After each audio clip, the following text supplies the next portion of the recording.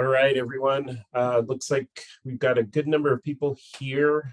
We may still have a few others joining, but I think we'll go ahead and get started. Depending on your comfort level, I'd like to see if everyone wants to share cameras. There's Emily. Hey, Emily. Before we get started, I did want to share something. I know this is our last workshop for this year.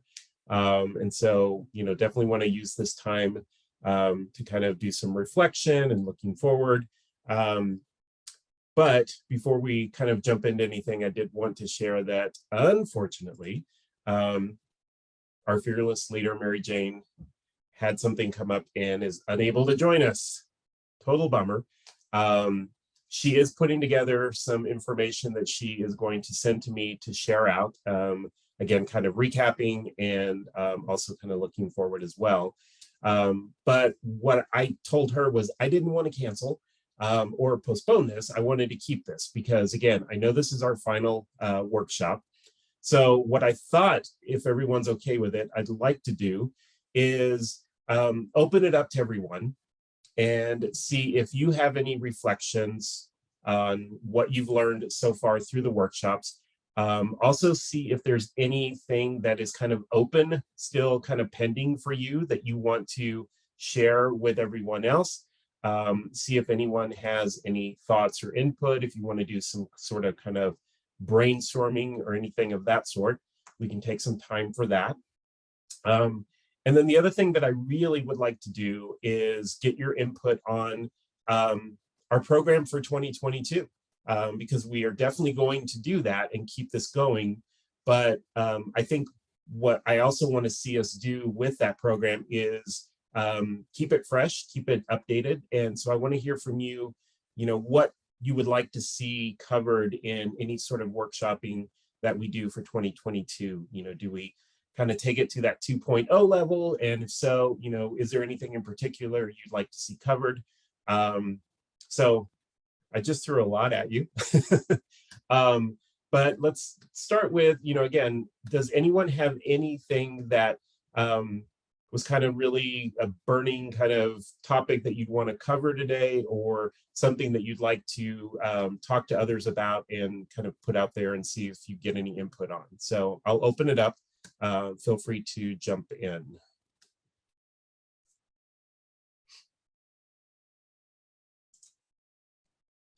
And also, if there's anything shared too, I'm going to be taking notes. If you see me looking away, that's what I'm doing.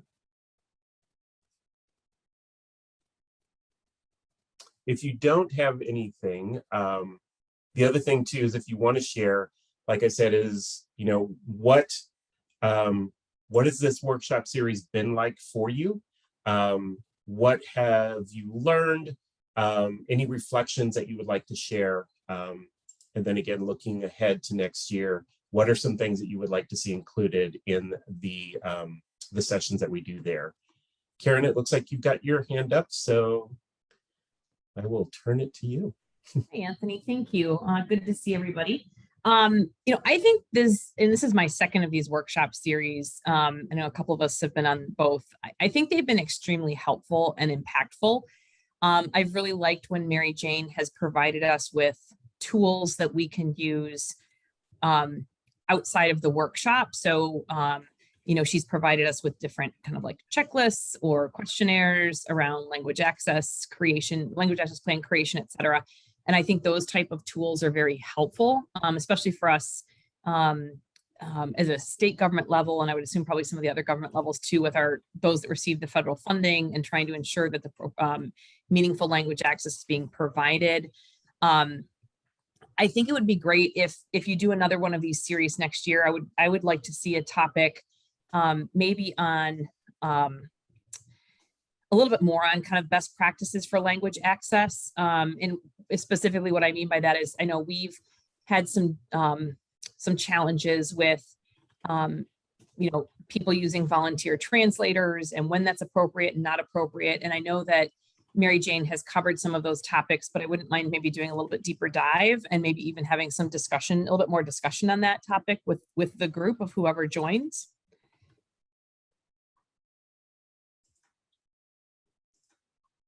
Excellent. Any other topics that you'd like to see for next year? Or anything that maybe was covered this year that you want to kind of learn more about, or like you said, go deeper on, other than the volunteer translators? I think the other piece, and again, I know this happens here at the state, and I'm assuming maybe if there's other government agencies, this may happen for you as well. And it may actually be appropriate for nonprofits who receive funding through a city or a county or a state, would be kind of when there's multi-tiered language access plans. So what I mean by that is, and the only example I can obviously give is from us as a state, right? We have federal dollars that come in through our state, but then we sub-grant that out to other communities. And what does a language access plan look like when you have both, in this case, a primary responsibility and then that secondary sub-granted out responsibility? Maybe having discussions around, and again, I know that's kind of a specific topic, but I think it might fit for a lot of folks on the call. And then I'll stop there. Thank you, Anthony. Yeah, thank you, Karen. Hey, Bim, you have something you'd like to share? Yes, good afternoon in East Coast for everyone. Probably somebody is still in morning. So sorry, I'm a little bit late to join because sometimes this technology and laptop, they want to crawl instead of running. So, the topic what I really like is the first topic what she talked about, why it's important. Because the first presentation is, I think that need to go a little bit deep dive, how to, as not only we learn by ourselves, but how to teach to the provider or city leader or other people why it is important. So sometimes what happens is that the people who work in this field know the importance of language access, but we do not share that importance to the people, the party involved.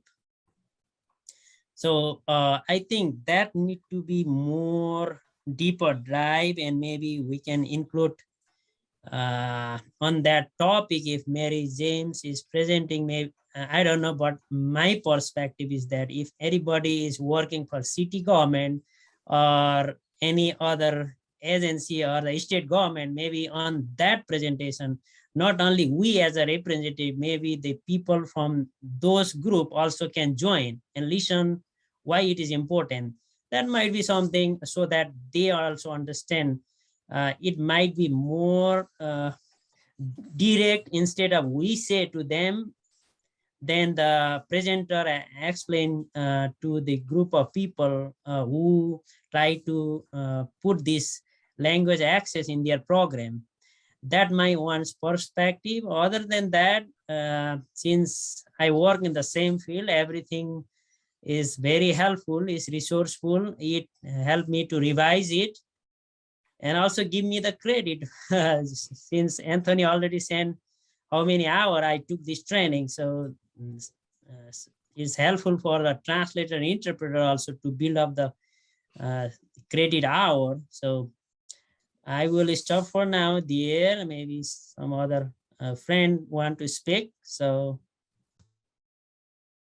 Thanks, Bim. Appreciate that. One thing that I just heard that Bim shared, and I know we've tried to do this on just our general webinars that we put on as well, is, and I'm wondering if it might apply to some of this for next year too, is having like almost like a guest speaker aside from Mary Jane, but someone who has maybe, again, like Bim said, how do you get that buy-in from your leaders? How do you get them to understand the importance of establishing a language access program? Maybe hearing from someone who has done that successfully and how they did that. So that kind of a learning, bringing someone in other than, our subject matter expert, Mary Jane, would that be helpful to anyone as well? Do you think that would be something that would be beneficial? And again, feel free to raise hand or verbalize, either way. Thumbs up, yay. Okay, excellent.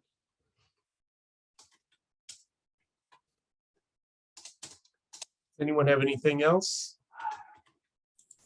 I have a question for you, Anthony. Yeah. For who is your audience? I know this might seem really elementary, but before I ask a question or suggest a topic, I kind of want to know who are most of the folks here working for government? Are there nonprofits represented or? Yeah. So, this is definitely member only. Right. But it might be a good idea. Maybe that's a great way. So again, if everyone wants to use that raise hand function, if you are a government member, you want to go ahead and raise a hand and let's just see.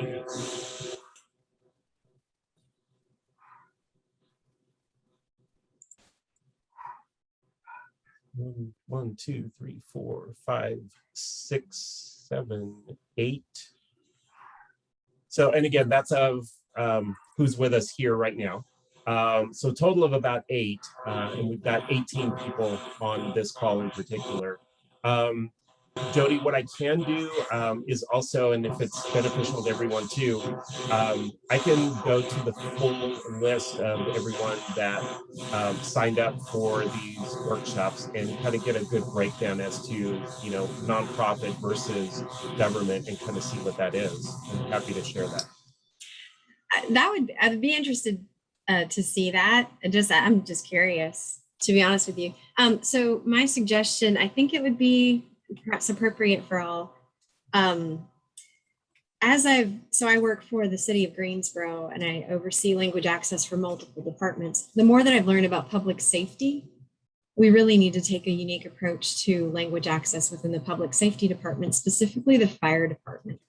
They don't have the ability necessarily to call the language line or schedule an interpreter. They're the first on scene. So what does language access look like in a critical situation? I guess for first responders specifically, I'm really interested in learning more about that. I think the approach we need to take with the fire department is really through recruitment, recruiting bilingual staff, and making sure that we're being strategic about where those bilingual staff are stationed.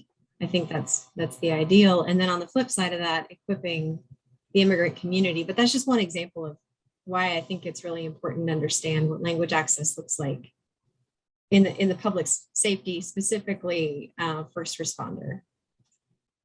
That's a really good point. Thank you.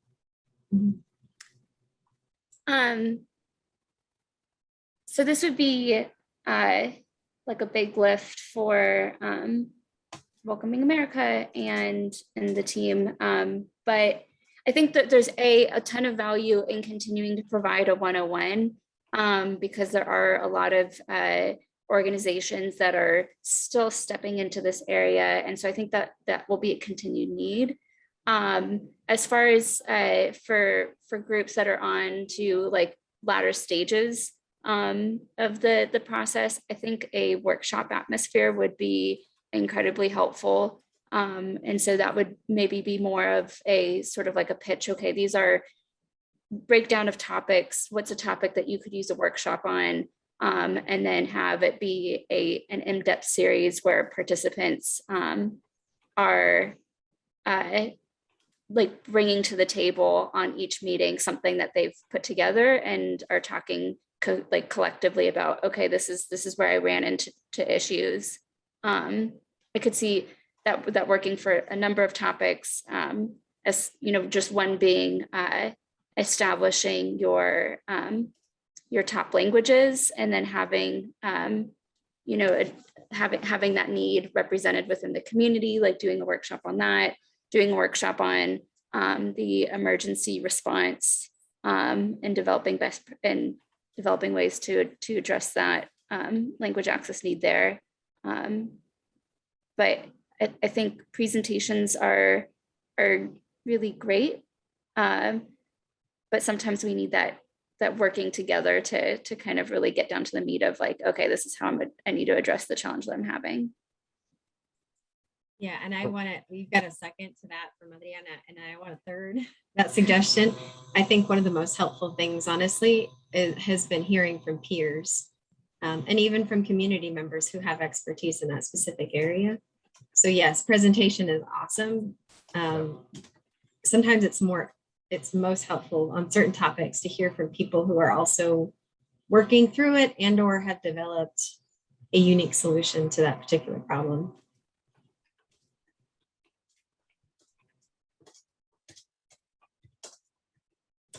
And if it's okay, I'd like to respond to Cecilia's comment in the chat. Sure. Emily and Luis Borges and a couple of others on this call, we're part of a group called the Municipal Language Access Network. It's kind of a volunteer group.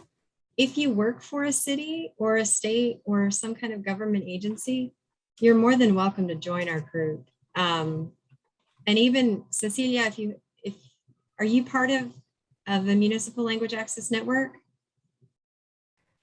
I don't think so. Okay. Do you work for the city? Yes, City of Okay. Redmond in Washington State. If you can send me your email address, then I can, yeah, Karen, absolutely. You can join as well. I'm surprised you're not part of it, Karen, because I see you. If y'all can send me your email addresses, Emily and I will add you to the distribution list, and we'll make sure that we connect you. It really is the only group that I know of that offers language access sort of peer support from specifically a government perspective. So we're not necessarily, anyway, we're specific to government agencies. Emily, anything you want to add on that? Yeah, I'm just looking for our like little registration Google Doc. Thank so I'll you. put that in the chat as well. Thank you so much. Actually, yeah, go with what Emily said. She's the boss. Fill out the application form. I'm sorry to take over, Anthony. I just thought No, this is a great point to plug that in. This is exactly what I was hoping would happen. So please. Emily, if that's something, I don't know, again, if it's more geared towards smaller cities or if there's any specific qualifications for it, but if it's something you'd want to share with the larger group, feel free to shoot that over to me and I can share that out as part of the follow-up as well. And there it is. Absolutely, Anthony. And actually, I'm not sure that's the link that works. Let me try again. No, I think And that's it. to answer your question, Anthony, it's open to any size city. It's not just for small cities. Cool. Some small cities have a really well-developed language access program, actually. Mhm. Other larger cities are sometimes struggling. So it's not necessarily about the size of the city. It really is about, the last topic that we covered was focusing on working with the deaf and hard of hearing community. So ASL is a language just like any other, and we are responsible to cover that. So that would actually be another interesting topic, Anthony, if you wanted to cover that here. Is, working with the deaf and hard of hearing community is very unique, and it's important that we're familiar with best practices. Yeah, absolutely.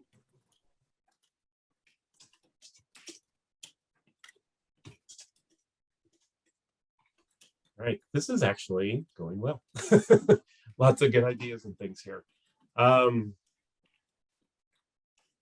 Emily, I want to go back to what you mentioned earlier. I want to make sure I've noted this correctly. So I think you confirmed that the kind of base 101 level is something that we still want to continue.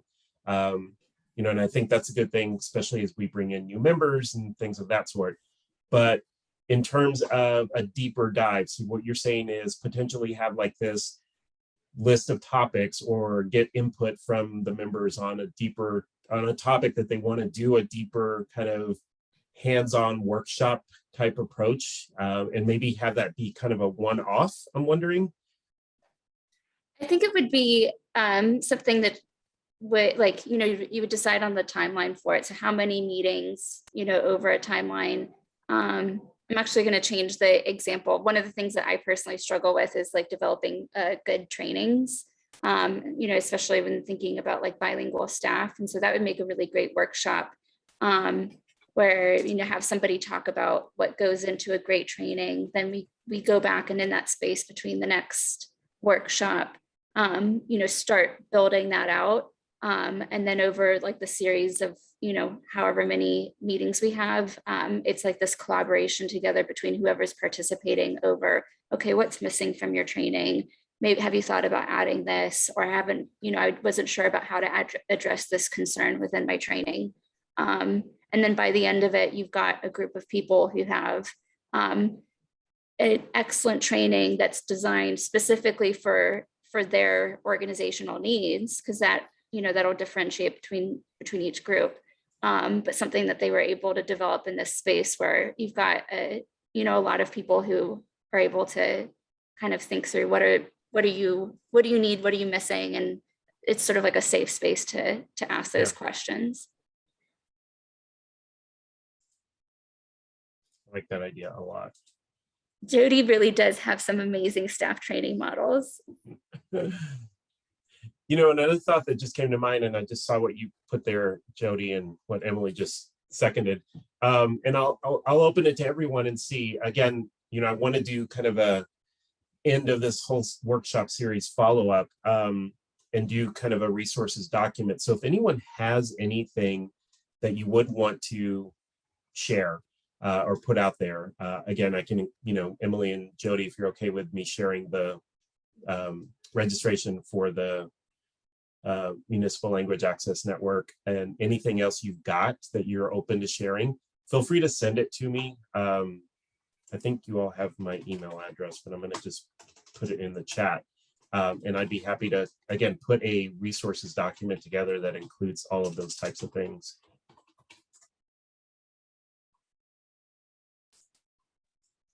I have a question for people who are not with government agencies, but are with nonprofits or community resources. I was contacted a couple weeks ago by some folks in Florida who are they work with a nonprofit group, and their government agency is kind of digging in their heels when it comes to setting up an actual language access plan.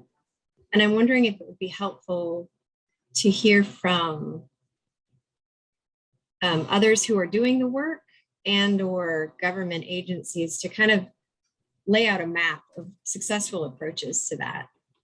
So how to sort of influence your local government to set up assign a staff member, set up an appropriate language access policy, start training your staff, implement language line practices.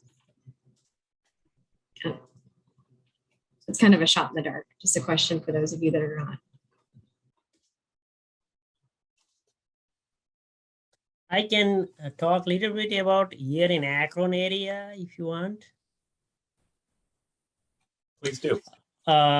Yeah, over here in Akron, I might be wrong, but what I understand so far is that they do not have the language access department in city of Akron just for language access. They might have the community access group in the city government, but I'm not 100% sure, but maybe they do not have the language access department over there. But I see they contract some of the agency to provide a language access, or do some kind of agreement with a couple of agencies to provide a service when they need. Summit County, they put a little bit earlier, they put a notice about to do the contract agreement with couple of the local interpreting agency to provide the service when they need, either over the phone, in person. So looks like some of the city or the state have their own program, but some of them don't. They rely on the agency who provide the service. So that what I understand over here in Akron. I may able to go more deep dive and get more information later, but so far my understanding is that they are using the external agency to provide the service for them. Is that answer your question, or you have any more to get? So, and that is a model that I've seen a lot, is where city government will rely on a nonprofit to provide the services or sort of provide guidance about best practice, or even provide the language, interpretation and translation itself. What I'm more referring to is sometimes governments are responsible to set certain pieces in place. And sometimes I feel like community nonprofits if they were informed about what the government is required to do, they would know what to ask for. Does that make sense? So if you receive federal funding, you are required to provide language services, and that there's best practices that are outlined by the Department of Justice and LEP.gov about how to make that happen. But yeah, maybe it was just maybe it's just my experience. But I was just curious to know if community agencies would benefit from hearing from government agencies about what's required. But thank you, Ben. I appreciate that. And I've noted that as well, Jody. So I think that, I think where any kind of support is available or some guidance, it's always a good thing, right? So.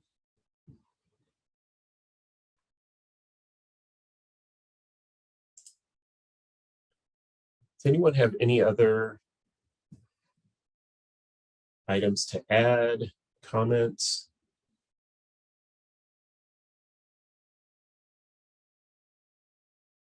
I will share that while you're kind of thinking, so our next steps is, again, knowing this is the final one for 2021.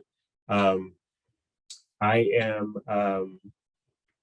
have 2 meetings coming up within the next week with internal staff leadership at Welcoming America to kind of regroup on this year's workshop series.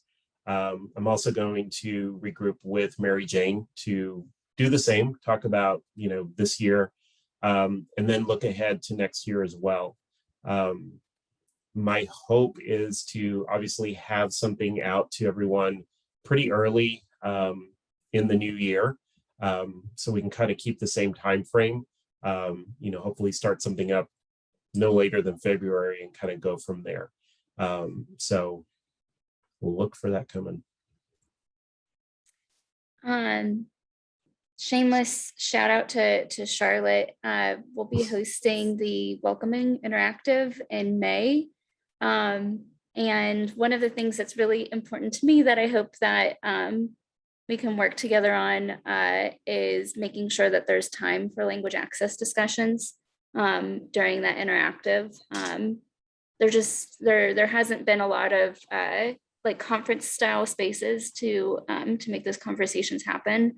And so it would be great to do some of that there. That's a really good idea.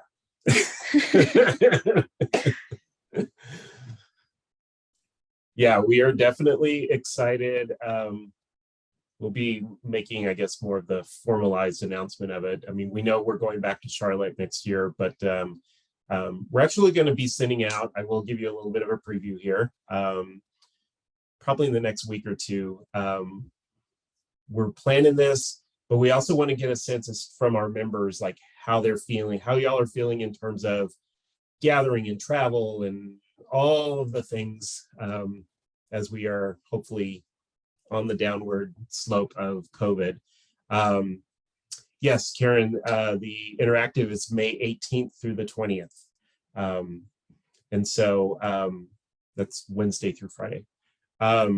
So we want to get a sense from everyone as to how you're feeling. And that is then going to help us with our planning. Again, not to kind of beat it to death, but we know COVID is, probably still going to be with us for a while. Hopefully things are going to be easing a little bit. But we want to hear from everyone, what's going to make you feel safe, and how are you going to want to see things in place that, as we gather. So preview there, look for that to come, answer the survey so we can make sure you're included. Yeah, Emily, I'll be heading to Charlotte in December to meet with Emily and the team and start getting the ball rolling. So we're pretty excited. And what are the dates for that? Karen asked in the chat. Yeah, May 18th through the 20th. Okay, thank you. It's a Wednesday through Friday. And we'll be putting out info probably right after the first of the year. in terms of registration. As usual, we'll have a scholarship period and all of that kind of good stuff. So we're gearing up. Yeah, I Hi, think this is, bringing like, oh, I'm sorry, Jennifer, go ahead.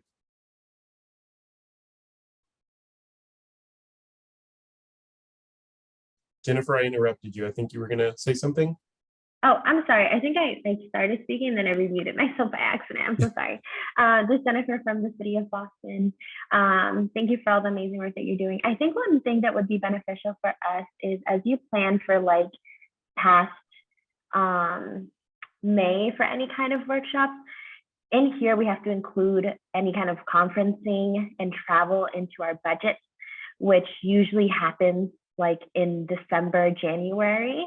So the earlier we can get information, the sooner that we can kind of integrate that into our plans so that we can, be able to join you all in these great events. So I appreciate all that you do. Yeah, great point. Thank you so much. Anthony, I have a question. This is Yeah. Nick. Hey, Nika. So I like to, learn from if anybody has an experience utilizing the American Rescue Plan Act for language access purpose for their city.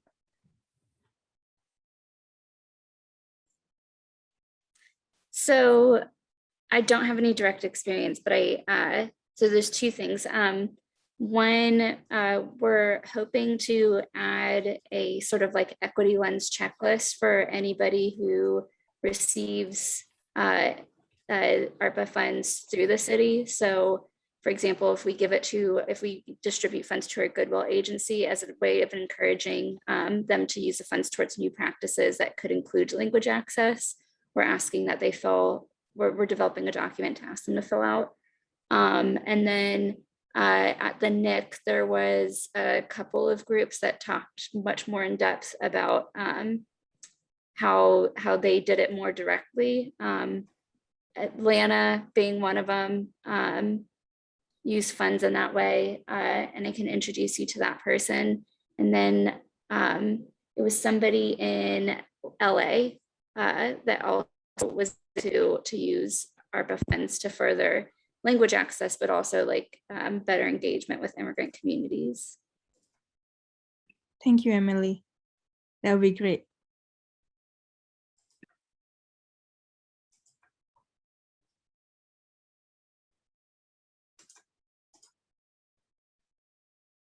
Does anyone have any other questions or, again, reflections of this year and looking forward to next year?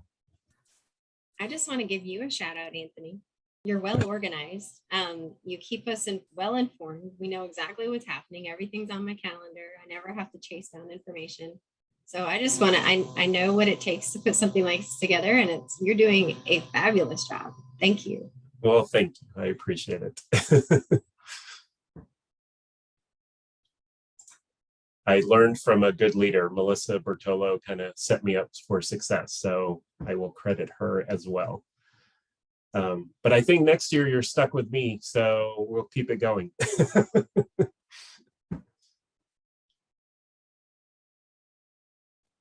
Right. Anything else? Anthony, I also would like to thank Mary Jane. She's very generous of her expertise and time also. One day outside the workshop, I asked her would she be willing to talk directly with the administration and just like give like 15 minutes of a view of because I thought just like Beam, I thought the first video of the introduction to language access was very useful, but I want them to learn directly from Mary Jane, and she's willing to do that. And so thank you for that. That's a really great point. And we're recording this, so I'm going to make sure she gets a copy so she can hear you say that. And that gave me another thought too. And I'm putting into the chat right now, if anyone still wants to do any one-on-one coaching with Mary Jane, that is going through the end of the year and that's still open. So the document I just put in there is to the registration for that. So fill that out, and then what we do is we confirm your membership, and then we'll send you the link to the calendar so you can schedule it from there. So I think some of you have used that, and it's definitely been something that's been helpful. But if you've used it, you can still use it again. So definitely do. Anthony, this is Annie from Michigan. Hey, Just, Annie. hi, could you share the link for all the recordings? Are they all in one place? Yeah, so the recordings are all, what I do is I put them into the member forum, into the library. There is a folder dedicated to the 2021 workshops. I know the forum is a tricky one. So what I was planning on doing as part of the follow-up is giving you just the direct links to each one of the 10, so that way you can just click and go. So yeah, I'll be including that as part of the follow-up, because again, the member forum is not an easy road to figure out. Perfect, thank you. Yeah. And Kaylin, I did see your email in here. I'll definitely make sure you're added to that follow-up. I'm adding you to my note document here. Thank you. You're welcome.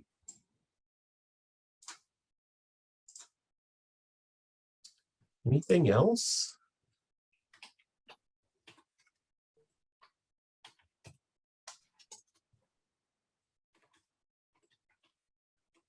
I'm typing and trying to talk at the same time, and it's not easy. All right, well, you know, I gotta say, when I heard from Mary Jane, I was like, oh my gosh, what are we gonna do here? And as I said earlier, it was like, do we cancel, do we postpone? And I'm glad I didn't. I think this actually was really a great conversation. So I appreciate everyone's input and sharing here.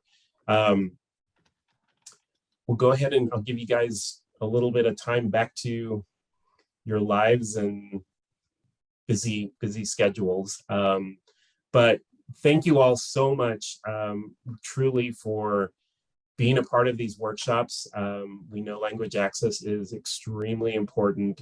And I think in many ways, we're just scratching the surface on it. And I think all of this input helping us for next year and just going in a little deeper is gonna really set us up for some good stuff. So I appreciate that. Anytime you think of other things, have some other ideas, please reach out to us, let us know. You are great resources for us as well, because you are doing the work. And so please let us know what you need and when you need it, because it helps us help you. So keep that communication going. Look for follow-ups here probably in the next few days. I'll get all this information out. Again, the links to all of these, the past workshops, and then all the resources that have been shared through all of those as well, in addition to what's been shared here today. So all kinds of good stuff coming your way. Thanks, everyone. I appreciate you hanging with me today and sharing all of this. Good to see everyone, and excited to hopefully see you all on the next round of these and at the Interactive in May. Thanks, Anthony. Take care, everyone. Bye-bye. Bye.